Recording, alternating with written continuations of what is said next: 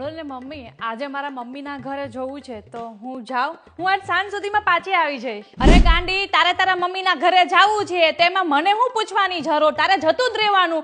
અને કોઈ એક દિવસ માટે કઈ રોકાવા જતું હોય? હે, જાવું હોય તો 1-2 મહિના માટે જવાય. જા જલ્દી ફટાફટ બેગ પેક કરી આવ ને 2-3 મહિને રોકાઈને જ આવજે ઘરે. હો ને, તું જરાય ચિંતા ના કરતી, હું આખું ઘર સાચવી લઈશ. હા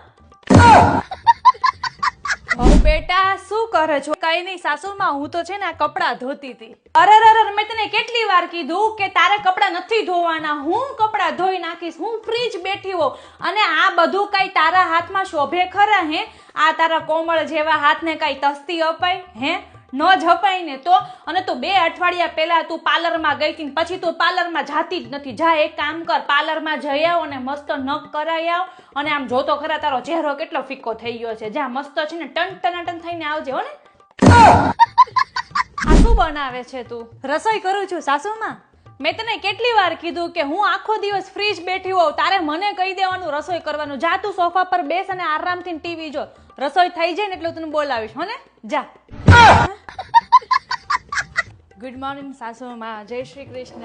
અરે તું આટલી જલ્દી કેમ ઉઠી ગઈ? જા પાછી હોઈ જા, હજી તો 8 વાગ્યા છે. મસ્ત આરામથી ઉઠજે 12 વાગે. હો, જા સુઈ જા.